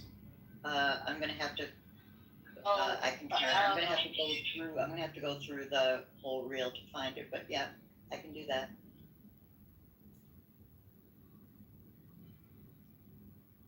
Trump isn't saying that he's sick, but the man is talking about how to get into heaven. I have never heard Trump ever say anything about heaven, getting into heaven, being in the church house. Never. So it just seems really odd to me. There's some things that he's saying that could be used, that he could be saying, I'm not doing very good, or they say I'm not doing very good. He said that at one point, and I don't know if he was referring to a situation that he started like he does, or he himself. I can't see him. Yeah, and Chat, you're right. His mouth to me, me hearing him say, they say I'm not doing too good. That's a thing that you say when you have diagnosis that's not really great at his age. Go ahead, Chad. Oh no. I think he know he about to go to the upper room. I think he know about no upper room. You might lower room. It may be the basement, but be down there in the hot place. Yeah, he folding up that tent. He done took the pictures out of there. I don't know about the devil woman, because he could be probably run hell bad. I think he's just milking this shit until he dies, and then so they said he's become like extremely rich since becoming president, like to the tune of like $5 billion, and his kids. So I think he's gonna enrich his family. He probably know what's going on with him, but he don't care. He just gonna ride this shit out, and then whatever happens, none of these people care. They just want to luxuriate themselves while they're here. They could give a fuck what happens when they go. Well, Alex Jones is saying that he's sick, so That's funny. Alex Jones is sick as well. Yes. Alex Jones, I can't stand him. To me, he's worse than a fucking, well. He's funny though. My heart still, even though there's a lot that I don't like, there's a part of me that will always have empathy for Melania, because she had to lay up under that dude. She didn't have to do a damn thing. Don't start. April, wait, let me finish the statement so you understand where I'm coming from. Let me finish the statement. She had to lay up under him to have a child from him. And that's all I'm saying. This woman what? No. What I'm saying, she didn't have to do that. Separated from their mamas and a coat that says, I don't care if that bitch can die and rot in hell with him. And if I was the next president, I would leave the current immigration rules and process. And send her back home. I agree with that. Take your Negro ass home. Any woman that has to lay up under ain't nobody had to. There's no had to. Right. To have his children. You can't get pregnant. Listen, GA. She chose that shit. She was in it to win it, okay? That's it. She chose that shit. I'm going to leave that pick in my pants. That's makeup, love. That's makeup. No, that's bandage over his hand. Well, he might have a Band-Aid, but that's not like he's wrapped in a... That's not Coban. That's not any type of, like, gauze. That's makeup on top of... And you can see the lines through it. Like his wrinkles. I'm not arguing with you. I'm just looking at it myself. That's what it looked like. Yeah, no, that's cool. I mean, they're reporting it on ABC. They're reporting it on NBC. So they're all asking about it and talking about this venous insufficiency. What's her face? The press secretary is saying it's because he shakes hands all the time, and that's why his hand is bruised. So that was because that's the thing we've seen in the medical world is people shaking hands excessively and having everything like their cankles swell up, because that's the thing. I wish I could talk to that silly whore. This Caroline Wyatt. Well, I just want to get that out of my PTR, so I just put it in there so you could see it. Thank you for doing it. Thank you so much. But when it comes to women having to do anything, unless there was force, right? She chose, that money comes at a steep cost. And it ain't no amount of money in this world or the next one or however many I visit in this lifetime or another that could induce me to do that willingly. No sir, no ma'am, no way, no how. I'd rather be poor and trying to make $1 out of 15 cents every day of my life than have to or feel like I had to or to get no. GA, I don't understand. Like, I'm confused. Melania is a whore for hire that chose a very rich man that ended up being president. That's why she's not a first lady. She didn't intend on being a first lady. She don't want to be a first lady, right? She's just there by default because she happened to choose the wrong dude that tricked on her. I can't feel sorry for her at all. She getting paid for her services. Like, this is a deal. The PDA is not in the contract. So that's why she's not kissing him publicly. But other than that, this is a business deal, bro. Hey, man, I agree with all of y'all. I was just saying the dude is nasty. He's disgusting. And it's sad that any woman would procreate with him. I don't have any pity for him. It's just... I just said what I said, but I agree with you, Gemini. We can move on past it.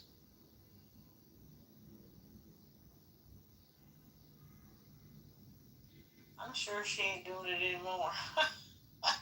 He couldn't handle it now. Just when you zoom in on those ankles, my God, they are huge. And that's why I say stovepipe. His ankles are stovepipe right now. Absolutely. It's and as for what's going on with his hands, it's the IVs in his hands. It's the IVs. He's getting IV medication, and he's probably resulting in kidney or heart issues because the fluid that he's carrying around, even with the medication, is not reducing. He's still... That's what the articles were trying to... And Richard, I'm not being fat phobic because I'm fluffy myself. Ankles, go look at his ankles and come back and tell me what you would call his ankles. People don't have ankles like that, okay, unless they weigh 700 pounds, all right? His ankles are swollen up to the Unless he got lymphedema, and my mother got that when she had breast cancer. So you have to have usually something triggers it, or you have it all your life. So something going on. Yeah, and his whatever. But he's old. He's like 80, right? Yep. You have to understand he has access to the best medical care you could ever believe in and come up with. The way he came out of COVID, that's why he got that experimental gene therapy shit that people were getting, rich people were getting. Brought to, don't quote me on gene therapy. I just know it was not approved by the FDA yet. I have to go back and look what it was, but they were getting that treatment. He got that at Walter Reed. He got all kind of shit. So yeah, it was an infusion. It was that infusion. If they're What's CHF? That's congestive heart failure. Oh, okay. If he's still this fluffy and puffy and nothing, them ankles is over the shoes, okay? And he's getting some kind of intravenous Lasix or some other medication, and it ain't going down. That's also one of the ways, Gemini, that I didn't know at the time, but when I had my heart attack, my ankles were swollen. They don't typically get swollen. So I've been on water pills for like a year and a half now, since I think it's heart related. Yeah, you mentioning that. I can tell you this, right? I know with my uncle, the way that we knew he was having heart issues was just the swelling in his lower legs. Like the water weight in his lower legs was the indicator. And they started giving him heart medication and things of that nature. I think it's very likely that Trump is experiencing that, and he's doing exactly what he accused Biden of, right? Remember how he said Biden wasn't forthcoming with his diagnosis? I think he knows what the fuck is going on with him already right now and don't want to let us know because he's got to appear strong. So he's going to put some makeup on, band-aids, whatever, and try to cover that shit up, literally. He needs a better makeup person because they don't blend or do anything.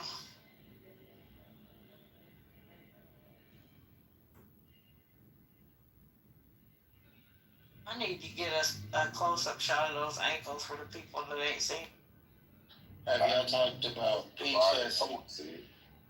Have y'all talked about the people that Pete has yesterday? Oh yeah.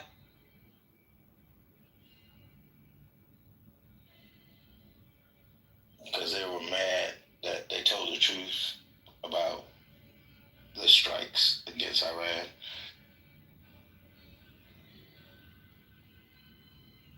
What do y'all think would happen if, let's go with a worst case scenario, right? And he has CHF, or, you know, let's say he doesn't even die, but he's not capable of performing his task anymore. Y'all think it's gonna be better under Vance? Hell no. Everybody tap on my PTR to see them that cankle up close. But no, Vance has vacationed 8 times out of 7 months, or whatever the hell, or something, 7 out of 8. He is Peter Thiel. Peter Thiel made him, he bankrolled his whole Senate campaign. Vance is, yeah. I never think there's somebody going to be worse from Trump, and then they show the hell up and show out. And the stuff that Peter Thiel, who also is, he grew up in South Africa, or was he? Because he and Elon were the same age, and I believe they both were in South Africa around the same time when they were growing up. But there's a whole lot of shit that those people want. We talked about Rock Bridge very briefly. That's some more stuff of wealthy people, wealthy donors who try to get these people elected. But yeah, that's someday maybe a room we'll do. Peter Thiel's German. He's German. Oh, is he But, German? But I think that J.D. Vance is worse because J.D. Vance is ideological. Donald Trump is not ideological. He's transactional. Yeah, absolutely. J.D. Vance is ideological and he's smart. He has a very good understanding of sort of the social dynamics, socio-cultural politics, and he's a lawyer. So he's very conservative. I've said this before. People said they don't think that he's a natalist, but I think he's a natalist, and I think he's a nationalist as well. And so he'll be worse. He'll be worse. He's gonna push for more confinement for women, the limiting of women's rights. He's gonna push and advocate for that, in addition to the general restriction of civil rights. I think we do not want him to be president at all. So Trumpy on the lot. Weekend at Bernie's, Donald Trump, as much as we can. Here, prop him up, dope him up, like how they give them football players their steroids and push them back out there on the field. Pump him up and roll him out. That's pump and roll. That's the So stuff. J.D. Vance is really that much worse? Absolutely. Is he MAGA? Is he part of the MAGA movement, or do they? I think he's beyond MAGA. Yeah, I do too. I think he is pure eugenic. That's what he's about. Yep. You know, he's about everything being just strictly white. You know, white nationalism. That's his. Oh, he's a white nationalist. Even though his wife is not. He grew up in South Africa, and he totally running. I thought he grew up in Ohio. No. We're not talking about J.D. Vance. With Musk, but no, but J.D. Vance is completely into natalism. That's what I was trying to say. Okay, I'm getting confused now. So y'all are talking about Peter or J.D.? J.D. Vance. J.D. That's what I'm talking about. So he grew up in Ohio, right? Not yes. Yeah, that was my bet. Okay. But I and he's a white nationalist? Ohio and Kentucky. I think he's a white nationalist. Which is the heartbeat of racism. And so are you saying he's like kind of siding with white nationalists and things like that? I don't know nothing about that. I totally believe that about him. So I think so to me, like the white nationalist thing is like a very specific thing. I think he's adjacent to that, but his views are clearly to limit and minimize the power of people who are not white. I I would not go so far as to say that he wants the elimination of those people from the country, which I would say is the white nationalist position. So I wouldn't go so far as to say that. I could be wrong about that. But he's definitely aligned with ideas about what basic sort of white supremacist ideas, even though, and it doesn't matter that he's married to someone who's not white, because that's a part of it as well, right? What nationality is white? I'm sorry? What nationality is this white? She's Indian. Because I mean, a lot of these people, they take their colonialism personal too. You know, like they colonize in other ways too. And his wife probably subscribes to a lot of his ideas about people of color, because that would not be off brand. Yeah, she's from There a are many caste East system. Indians. I'm sorry? No, I said she comes from a caste system society. Yeah, but I mean, a lot of them, a lot of East Asian women, particularly Indian people, they are very, they have a lot of anti-black, like a lot of anti-blackness. They're very white identified. They're very much British, a lot of them, in the colonial sense, totally colonized. So.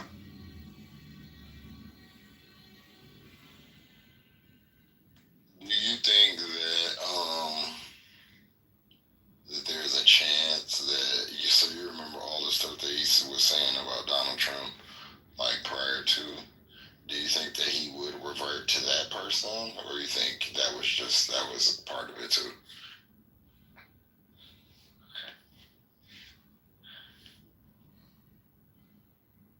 See, this is what I don't know, because this is where I have, and I think I mentioned this before, this is part of my conflict with him, because there's this iteration of J.D. Vance, and then there's the 2014, 2015 J.D. Vance. And I don't know, like, I don't know what the relationship between those are. And I would say, like, that's why unlike Donald Trump, who I think would have a country that didn't have people of color or black people in the country, I don't think that J.D. Vance is that person. So when he talks about, I think he could still manage to believe what he believed about Donald Trump and his autocracy, his authoritarianism, and see himself as not autocratic and not authoritarian, if that makes sense. He's just a natalist and a believer in racial hierarchy, which doesn't require autocracy or authoritarianism to function, if that makes sense. And he has the weight of the evangelicals behind him on that. But I think evangelicals is something we are familiar with that. I'm not sure. I guess I'm kind of like you. I don't know what's the real version of him, like that first version or this version.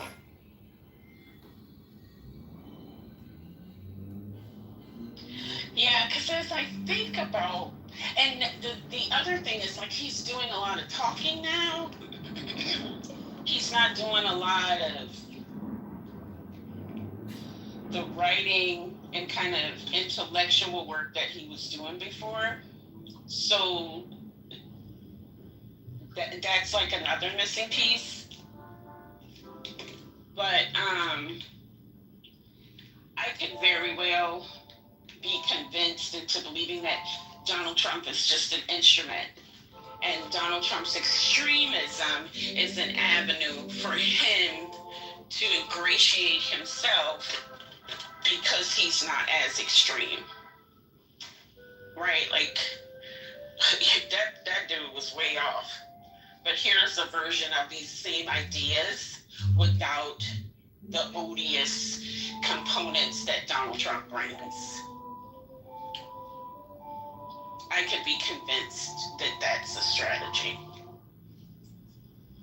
Hasn't he been kind of bringing those to other countries? Haven't we seen him, going into other countries and shaming them and kind of the way Zelensky was treated? I mean, a lot of that is coming from J.D. Vance. I don't know. I mean, he's certainly, obviously he's Trump's mouthpiece for now, and I don't think there is a way to know who the real J.D. Vance is. But I agree with you about him not being an instrument in the same way Trump easily is. Yeah, and if you listen to him, like even when he goes, he's talking to the people, but he's also talking about the governments, right? It's like the things that he wants the governments to do and what he wants the people to demand, like, of their government. So he's not, it's, I don't know how to explain it. It's like he doesn't not believe in the democratic process. He just wants it to look a certain way. He wants people to elect people who have certain beliefs so that they can organize the government and organize the state in a certain way. Whereas Donald Trump doesn't believe in democracy. He doesn't believe in any sort of institutional order. He doesn't believe in institutions. He's really an autocrat. He believes, like, I am in George Bush's words, I am the decider. I'm the visionary. I'm the shepherd. I'm the operation. I'm all of it. And that's where they split.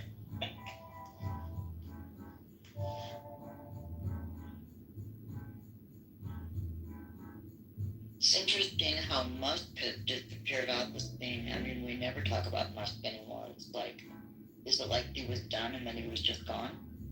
After all that masking?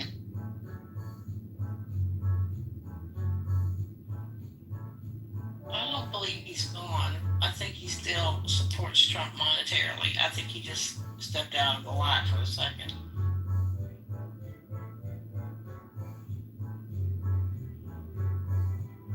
I mean, does it matter that we don't see him? We're still feeling and experiencing the ramifications and the consequences of his presence. Well, no, so he may not be physically present, but he's present. Right? I mean, yeah, definitely. No, he did his damage. He did it really well.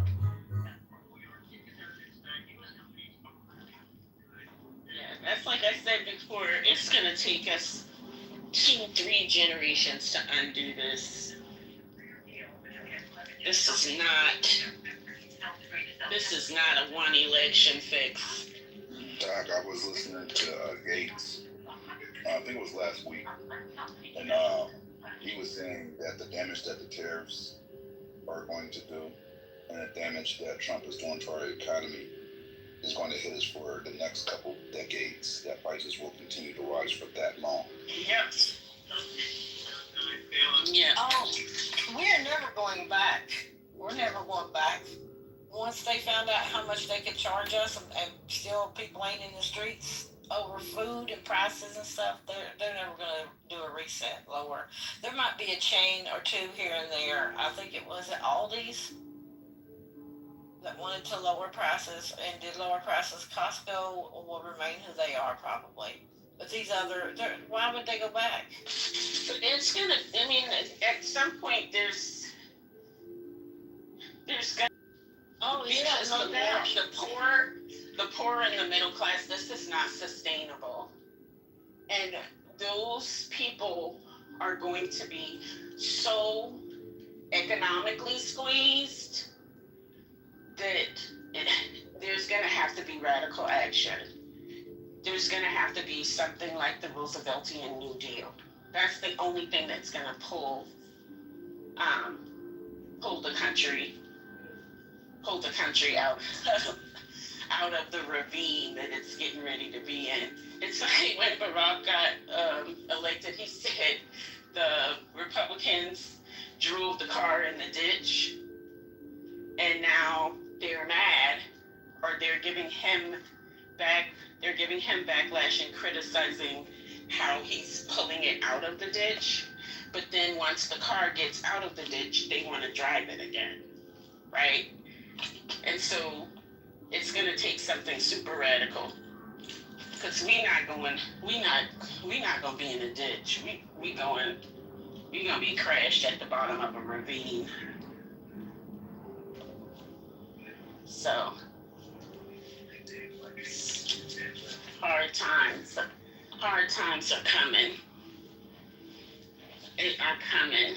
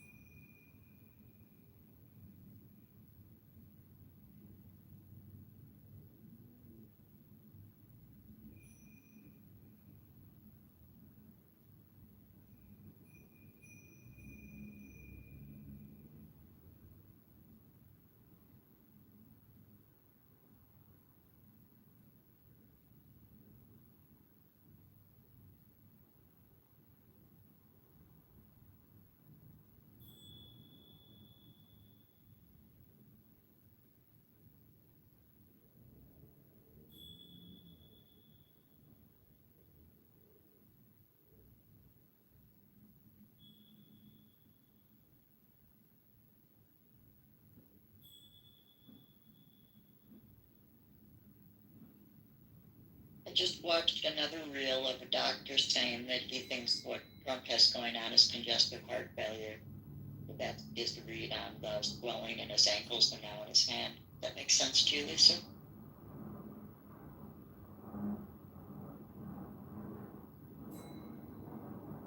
Anyone?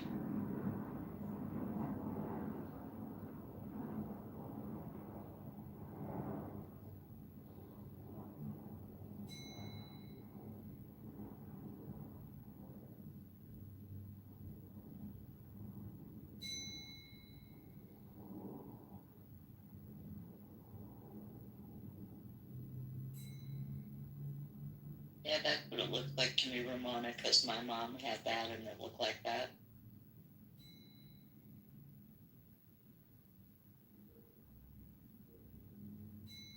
I don't think he's going to make it to 2028 events.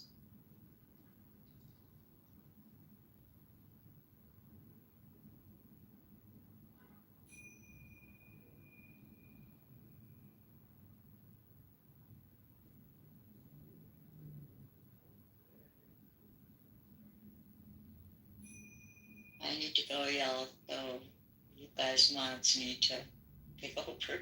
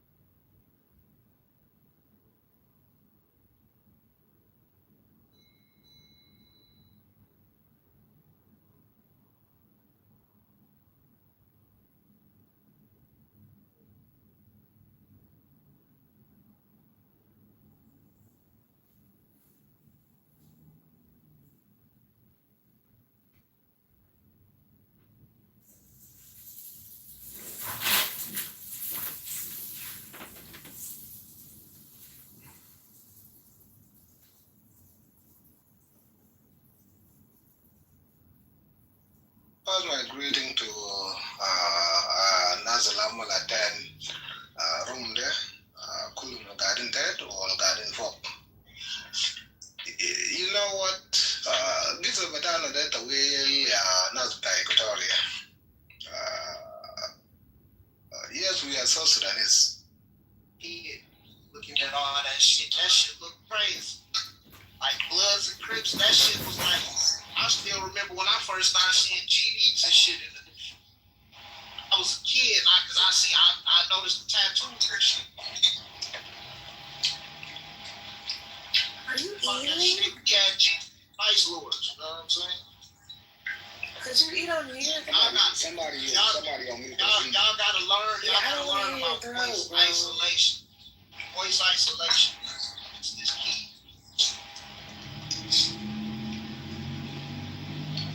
Yeah. Legs no goddamn real teeth. All Jay-Z brought the destruction to our Can someone mute him or I just gotta leave? I don't want to listen to the smacking. Oh, my bad. How do you do that? Oh. Voice isolation, my nigga. How you mean with nigga? He's muted now. Go ahead, boy. You were saying I'm sorry.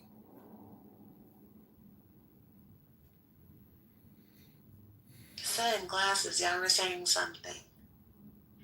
I said, imagine me saying that Jay-Z brought the death and destruction to our kids because he influenced the league of drug dealers. Shit just crazy. 92 bricks, nigga. Glasses, but you know, Martin Scorsese to blame for the mafia. Oh no, but everyone knows how they praise white people. Oh my God, they know the way the white people do it. You know, they have suits on, and they snitch. Go figure. Sammy the Bull told on everybody, killed everybody. We cool with Sammy, but we mad at Gangsta though. And Gangsta told on niggas that was dead. Gangsta told on niggas that was dead. Nobody had to go to jail. Sammy sent niggas to jail. But it's cool though. But we got a problem with T.I. telling on the dead nigga. If I'm dead, my homies know. If I'm dead, nigga, something y'all better blame me. Blame me whether I did it or not, nigga. Go be with your family, nigga. Man, let me do this solid for you. This last solid. Nigga. Take it to the grave. Cradle to the grave, nigga. I'm gonna do this last solid for you. Get you out of trouble. So Glass. Hey, Glass. Is there a fine line be at 16, bro? They make it a fine line between Is it a fine line between being a gangster and gang banging? No. That's just something. Yeah, that's just something crazy niggas say. I didn't argue with niggas that's gangsters and homies and all that shit about this shit. So that's like an arrogant thing. That's like an arrogant thing that a soldier, like a jarhead in the hood, is like. A jarhead will feel like they got more rank, even though they know they don't got more rank. You know what I mean? Like a jarhead feel like a nigga that's putting in work feel like he the most important part of the hood. You know what I mean? I done had this argument with a lot of different homies about who does what, and because you know everybody think they the baddest niggas, but the jarheads is always the worst. The niggas doing that think they the baddest niggas. They the most important part to the neighborhood. But no, if you from a gang to have a functioning hood, it's like it's gonna take multiple different types of people. And the reason, like I'm telling Lex, is unorganized is because they fight that function. Like it's so much more potential to crip gangs and blood gangs. It's way more potential, but again, you got members, a bunch of poor people coming together trying to make it work, and they just start fighting over silly shit. But there's so much more potential to it. But a homie is a homie, you know what I mean? Especially if you grew up with him. There's certain homies that's gonna go shoot. That's their thing. They gonna go shoot every day. That's their favorite thing. You know what I mean? They're a jarhead. They ain't gonna be able to make a dime. Then there's certain homies who hustle and make money and still they put on for the hood. Certain homies go to college. Certain homies got jobs. Certain homies just hang out and be bums all day. It's all a functioning part of the neighborhood. Yeah, my cousin, I don't know if he's gonna be active. Well, he ain't active no more. But he OG out of Compton and shit. He owns like dental clinics and shit for the community.